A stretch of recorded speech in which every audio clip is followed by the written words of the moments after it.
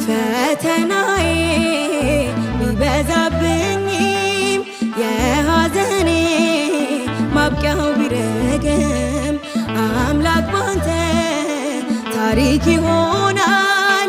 የደስታ ቀን ለኔም ይመጣል።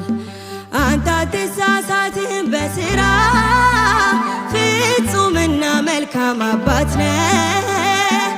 እስከሚሆን ድረስ ተራዬ እጠብቅሃለሁ ጌታዬ። የተሻለ ነገር አስብህልኝ ነው ፈተናው የበዛው። ነገ መልካም ቀን ያለው በዚህም አምናለሁ።